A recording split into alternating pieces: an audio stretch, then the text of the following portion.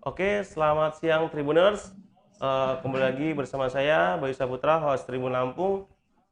Pada siang hari ini kita akan mewawancarai secara khusus Bapak Ahmad Saifullah selaku Kepala Dinas Kependudukan dan Catatan Sipil Provinsi Lampung. Selamat siang Pak Ahmad Saifullah. Selamat siang, Assalamualaikum warahmatullahi wabarakatuh. Waalaikumsalam warahmatullahi wabarakatuh. Iya. Gimana kabarnya, Pak Saifullah? Alhamdulillah Oke, sehat kabarnya, mudah-mudahan sehat juga dengan Mas Bayu. amin. Disapa untuk pemirsa Tribuners di layar monitor, Pak Saifullah. Baik, terima kasih Mas Bayu, pemirsa Tribuners dimanapun berada. Salam sehat selalu. Assalamualaikum warahmatullahi wabarakatuh. Tabik pun, Ya pun. semoga seluruhnya dalam keadaan sehat walafiat dan kita dalam masih posisi masa pandemik COVID-19 ini, saya menyampaikan mari kita sama-sama menjaga kesehatan. Mudah-mudahan pandemi COVID-19 ini cepat berlalu dan kita bisa beraktivitas seperti sedia kala, jadi beraktivitas dengan leluasa dan mudah-mudahan ini juga mungkin akan mendukung seluruh kegiatan aktivitas masyarakat, baik itu perkantoran, masyarakat, perdagangan, apa seluruhnya. Ini doa kita semua. Begitu Mas Oh, Bayu. siap. Terima kasih, Pak Saifullah. Pak, ini kita pengen tahu nih, sejauh ini eh, mungkin step by step Bayu akan coba memberikan pertanyaan kepada Pak Kadis. Pak Kadis, pertama, untuk perkembangan data penduduk Lampung saat ini seperti apa sih dan berapa sih jumlah penduduk Lampung sampai saat ini? Bisa dijelaskan Pak Kadis? Baik. Boleh saya share screen nggak biar kelihatan karena kan itu angka itu. Ya, saya share screen ya. Oke. Saya coba. Oh, bisa kalau diizinkan saya share screen. Baik, kalau tidak bisa, jadi untuk jumlah penduduk Lampung saat ini kami ini mengeluarkan data kependudukan, data konsolidasi bersihnya, ya, data konsolidasi bersih ini yang dikeluarkan dari Ditjen Dukcapil Kemendagri RI berdasarkan hasil pelayanan di Dukcapil Kabupaten Kota per provinsi dan kemudian dikonsolidasikan, dibersihkan, ya, dibersihkan oleh pusat, kemudian baru disajikan. Untuk Provinsi Lampung sendiri, data untuk semester 1 2021 ini sebanyak 8.853.275 jiwa untuk Oke. di Provinsi Lampung sendiri. Sampai dengan saat ini ya, Pak Ya, Kadis ya. jadi kalau semester 1 berarti hitungannya adalah 1 Januari sampai dengan 30 Juni Oh, 2021. oke. Gitu. Nah, kemudian Pak Kadis, dari seluruh kabupaten kota, yang mana sih yang mengalami penambahan penduduk terbesarnya gitu, Pak Kadis? Untuk penambahan sebetulnya tidak terlalu signifikan ya. Mm-mm. Kalau dibandingkan dengan semester 2 2020 sebetulnya ada penurunan. Penurunan angka eh, jumlah penduduk, ya, jumlah penduduk. Karena sebelumnya untuk jumlah penduduk yang semester 2 2020, ya, artinya sebelum yang tadi semester 1 2021, berarti kalau 2020 itu adalah dari 1 Juli sampai 31 Desember 2020.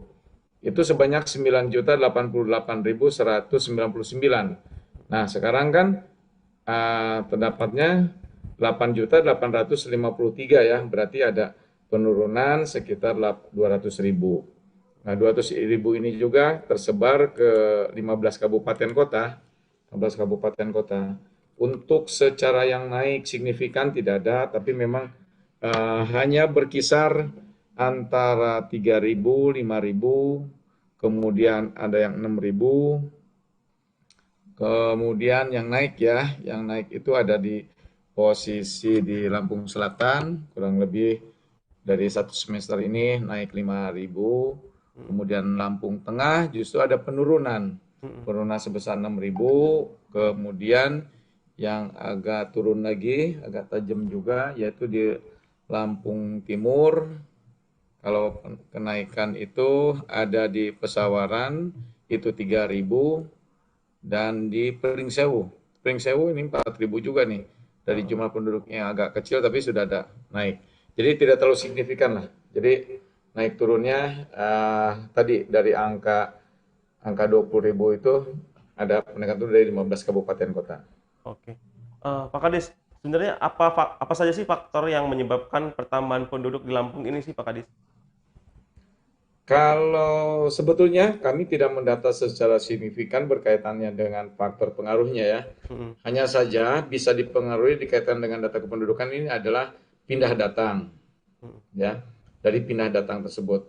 Apabila banyak masyarakat yang melaksanakan atau berdomisili di Lampung karena dia pekerjaan atau ikut keluarga, kemudian melaporkan dan akhirnya jadi penduduk Lampung.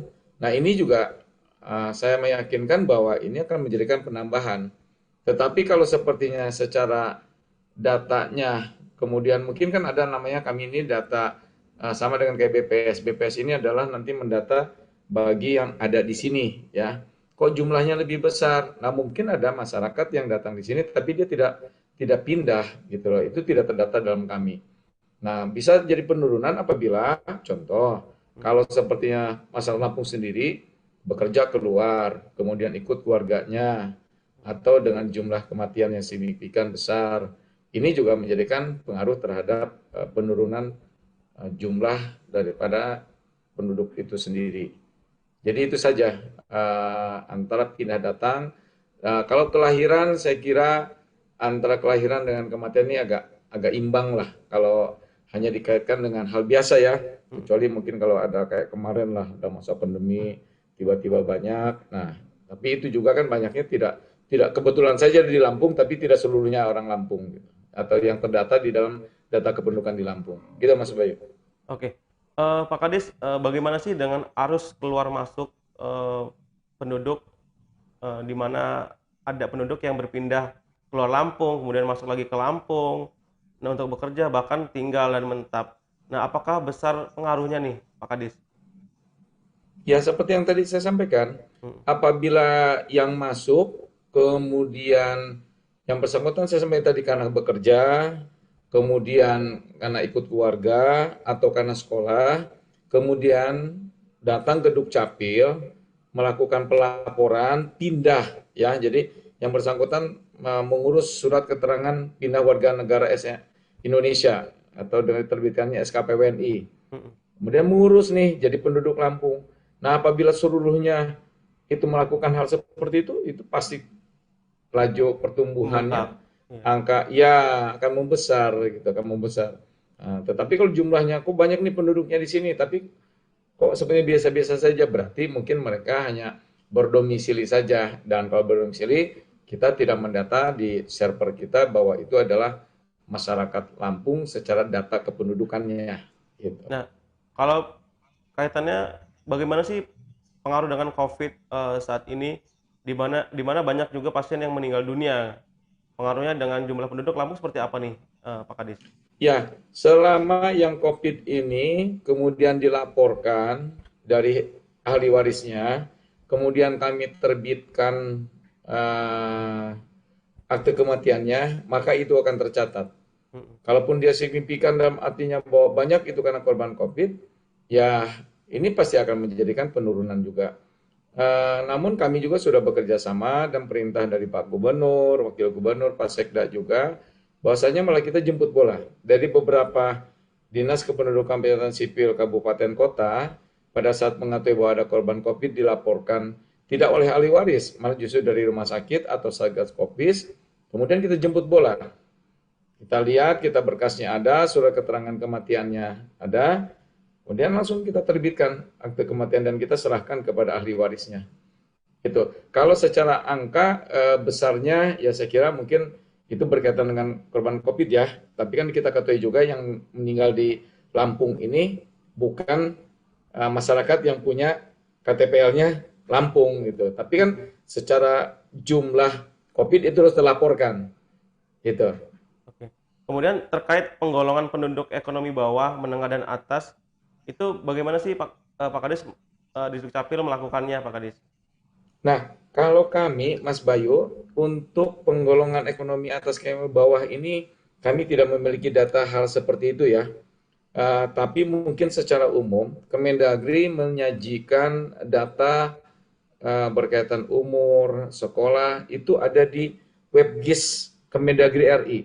Mhm. Silakan mungkin nanti di Google itu kita ketik saja, ketik aja langsung GIS tuh, GIS Kemendagri.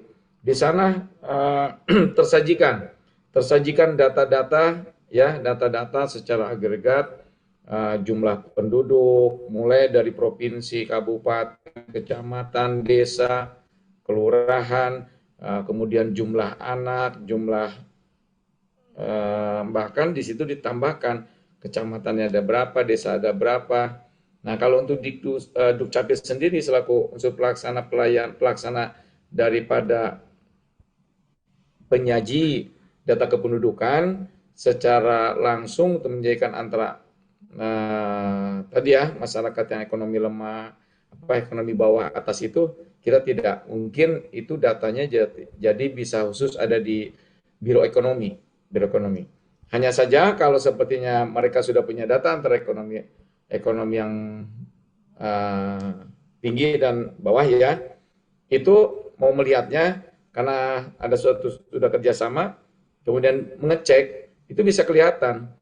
Contoh dengan nicknya yang sudah terlaporkan nicknya, nanti akan terlihat kalau sepertinya itu pegawai, kemudian mungkin sudah ada pengusaha atau swasta atau karyawan, itu tidak bisa dibilang ekonomi lemah.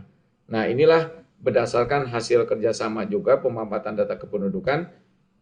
Secara datanya digunakan oleh bidang atau biro atau dinas terkait. Hanya saja untuk mengecek bahwa kebenaran valid tidaknya penduduk itu bisa memanfaatkan daripada hak akses pemanfaatan data kependudukan. Gitu Mas Bayu. Oke. Pak Kadis, koordinasi kita dengan BPS sendiri seperti apa sih Pak Kadis? Koordinasinya gitu dengan BPS. Dengan BPS, alhamdulillah ya, kami selalu bersinergi berkaitannya kerjasama pendataan juga. Kami malah sama-sama pernah ke lapangan dan kami pernah melaksanakan rakornas bersama yang diselenggarakan BPS dengan Ditjen Dukcapil Kemendagri berdasarkan perintah dari Pak Mendagri agar terciptanya satu data Indonesia. Nah, memang ada perbedaan data antara BPS dengan Dukcapil. Kenapa? Karena kalau Dukcapil ini data kependudukannya adalah secara de jure. De jure. Maksudnya de jure itu secara administrasi. Administrasi. Jadi siapa yang melakukan pendaftaran, pengurusan dokumen kependudukannya sebagai warga atau masyarakat Provinsi Lampung yang ada di kabupaten kota, maka itu terdata. Sementara BPS ini adalah de facto. Maksudnya dengan de facto, ya, yang bersangkutan itu atau BPS ini mendata adalah orang yang ada di Provinsi Lampung. Tidak melihat bahwa itu penduduk mana, penduduk dari provinsi mana. Contohnya mungkin yang di Balam ada penduduk dari Mesuji, dari Tulang Bawang. Dia jumlah Balam ada berapa? Berdasarkan hasil surveinya, bisa saja angkanya lebih tinggi Mhm. atau bisa saja angkanya lebih rendah. Makanya cara penerbitannya pun beda. Kalau kami istilahnya per semester tadi itu berdasarkan antara kalau semester 1 tanggal 1 Januari sampai dengan 30 Juni, sementara semester 2 adalah tanggal 1 Juli sampai 31 Desember. Tetapi kalau BPS ini kalau tidak salah itu mengeluarkan tanggal 27 September secara data. Nah, namun demikian sekarang sudah sinkron. Untuk de jure-nya sudah diakui BPS sudah menggunakan data kita juga. Termasuk ini memang amanah daripada yang disampaikan oleh Menteri Dalam Negeri bahwasanya seluruh birokrasi atau dinas-dinas, badan, kemudian juga perangkat daerah. Ini data kependudukannya, data yang digunakan dalam satu program yang berkaitan dengan data kependudukannya harus menggunakan data dari Disduk Capil. Namun sebagai perimbangan dalam satu kegiatan, mungkin ada menggunakan data BPS, nah itu memang dipersilakan, hanya saja dilihat dari kategorinya. Tetapi kalau secara pemampatan hak aksesnya harus menggunakan data dari Disduk Capil. Pak Kadis, menyongsong pemilu 2024 nih, bagaimana sih proses pemutakhiran data penduduk yang akan menjadi data potensial pemilih pada pemilu nanti? Untuk pemutahiran memang ini selalu diminta oleh KPU. Kami juga sama, signifikan kami melaksanakan kerjasama yang sangat baik. Sinergitas dengan KPU yang saat ini yang KPU yang periode ini, saya melihat begitu bagusnya, selalu berkoordinasi, dan memang saling kita berjanji untuk menjaga data ini, walaupun sepertinya ada perbedaan. Kalau kami namanya DP4 ya, data potensial pemilih pemula. Nah, data penduduk potensial pemilih pemula. Itu dilihat daripada jumlah yang saat ini sampai dengan nanti dilaksanakannya pemilu. Nah, sementara kan kalau sepertinya dari KPU itu nanti pelaksananya adalah DPT, data pemilih tetap. Nah, namun demikian secara pemutakhiran kami berikan khususnya bagi yang meninggal. Nah, mungkin KPU tidak selalu melaksanakan survei. Kami sudah diperintahkan oleh Bapak Dirjen Dukcapil juga untuk membantu KPU berkaitan dengan data kependudukan. Untuk pemutakhirannya kami berikan dari Dukcapil Kabupaten Kota, yaitu by NIM. Ya. Kenapa tidak by address?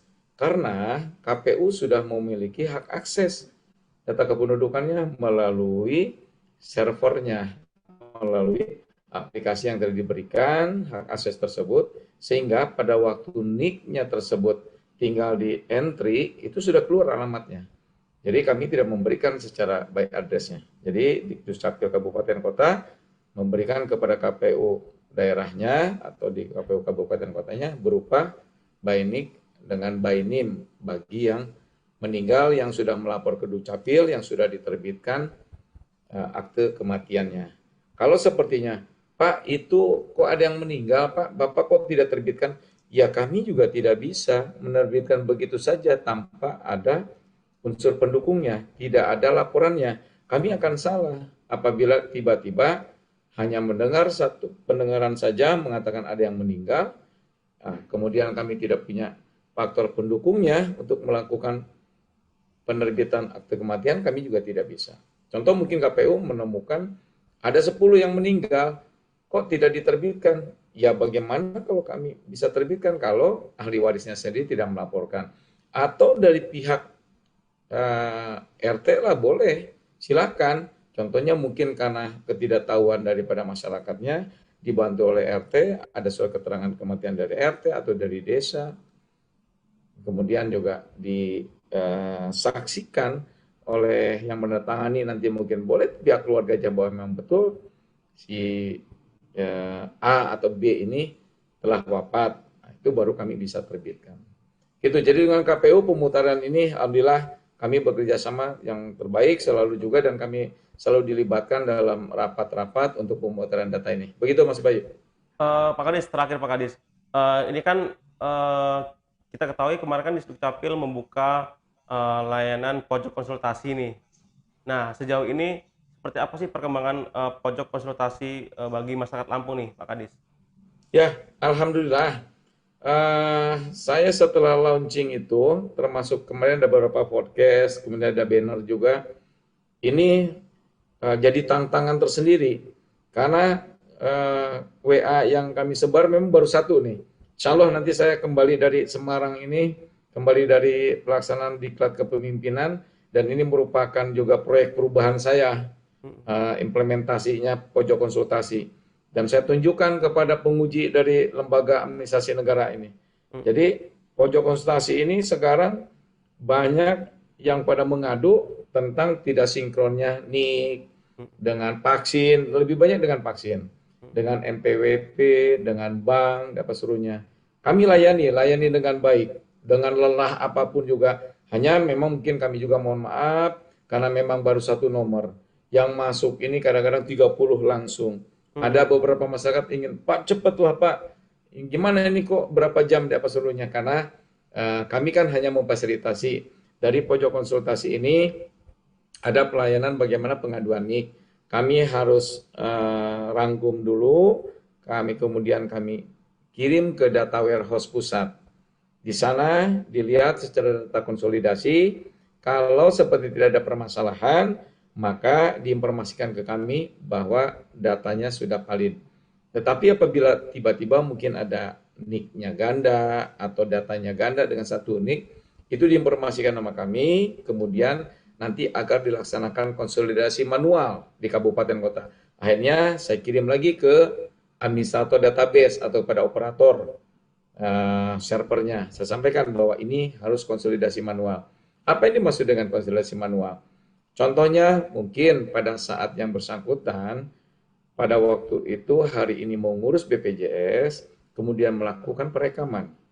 Sorenya, karena sudah tercetak langsung KTP elektroniknya, itu langsung dibawa, didaftarkan. Sementara di BPJS, wah ini kok belum. Selalu mengatakan bahwa ini tidak valid, KTP-nya tidak valid, NIK-nya tidak valid, KK-nya tidak valid. Padahal sebetulnya belum. Bukan. Begini, ini ada proses. Pada saat penduduk selaku pemohon melakukan perekaman, datanya tersebut, biometriknya ini kan harus terkirim ke server pusat. Nah, di server pusat ini kan ada namanya tadi itu, karena kerjasama MOU dengan beberapa stakeholder berkaitan dengan kelembagaan dan kementerian ya, kementerian termasuk pihak swasta, itu sekarang kan sudah hampir mau nyampe 5.000. Jadi data kita kalau sepertinya mau ke BPJS ke pusat dulu, pusat BPJS-nya nanti harus menyebarkan lagi ke provinsi-provinsi, provinsinya harus kepada kabupaten kota. Ini ada satu proses. Sebetulnya kalau memang betul masyarakat itu melakukan perekaman yang benar, melakukan pendataan pengurusan dokumen itu yang benar di Dukcapil tanpa melalui calon. Nah, ini disampaikan. Kalau melalui kecamatan karena benar atau melalui aparat desa itu silakan. Silakan. Karena saya yakin kalau aparatur yang langsung ya, kemudian juga melihat langsung. Jangan juga mungkin ada oknum-oknum, entah perjanjiannya di luar kantor atau di mana. Nah, kenapa? Ini kejadian ini. Dan besok Senin mungkin saya akan menyelesaikan suatu permasalahan di mana ada suatu masyarakat Lampung Tengah yang bersangkutan karena ikut dengan kakaknya nih, dengan kakak kandungnya. Kemudian dia ngurus. Karena pada waktu itu pengurusannya dia 2013 ya, pada saat itu mungkin secara KTP elektronik belum pada waktu itu masih inilah, jaringan juga masih kurang bagus. Akhirnya yang bersangkutan mengaku dengan nama kakaknya, nama kakak kandungnya. Nah, akhirnya ya sudah direkam dengan nama kakak kandungnya, seperti itu. Kemudian dengan tahun 2021 ini yang bersangkutan pindah ke pesawaran, ikut lagi dengan orang tuanya. Nah, entah bagaimana yang bersangkutan waktu itu mau ke bank. Sebelum ke bank, yang bersangkutan ngurus KTP elektronik. Dengan KTP elektroniknya entah dari mana, rupanya kan sebetulnya disampaikan oleh dinas pesawaran itu, Ibu, ini harus ada surat pengantar pindah.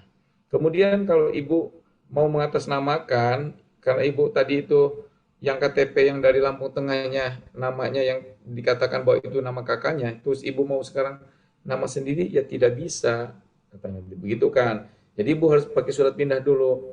Nah, entah bagaimana dia melalui calo ataupun oknum orang luar ya, alhamdulillahnya orang luar. Entah bagaimana terbitlah KTP elektronik dengan nama dia, gitu. Nama dia yang dulunya dengan orang tuanya itu kan, terbitkan KTP-nya, dibawalah ke bank. Setelah diperiksa NIK-nya, yang keluar adalah NIK-nya Lampung Tengah. Yang namanya adalah masih nama kakaknya itu. Gitu. Jadi dia dengan oknum. Nah, ini yang saya juga akan periksa juga ataupun saya tanyakan. Nah, walaupun katanya menyampaikan, saya sudah cari, saya sudah telepon, nggak mau ngangkat. Nah, matilah sekarang orangnya nggak tahu di mana. Nah, itu. Tetapi ini hal-hal yang saya berharap pada masyarakat tidak melakukan hal seperti itu. Jangan tergiur dengan menyampaikan bahwa pengurusannya cepat, akan mudah, diapa semua, tapi kita tidak tahu orangnya. Gitu Mas Bayu. Oke, terima kasih banyak nih Pak Kadis atas penjelasannya yang sangat jelas terkait perkembangan penduduk di Lampung. Oh, Saya dan satu boleh Mas Bayu, siap, Kang. yang tadi pojok konsultasi, ya saya berharap mungkin ya dari Oh, Tribuner ini apabila menyaksikan, silahkan datang di sana di apa di kantor Disdukcapil Provinsi Lampung. Di sana bisa apabila mungkin ada hal yang bisa ditanyakan atau ada permasalahan NIK juga silakan. Saya ada ya mungkin nggak apa-apa ya saya sampaikan di sini siap. nomor ininya ya, Nomor nomor WA-nya. WA-nya ya. Ya, jadi nomor WA-nya adalah 085 nah, 0821 Oke, ya. 0821 8248 oke.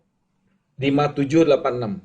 Saya Jadi, ulangi lagi, mm, 0821 8248 5786.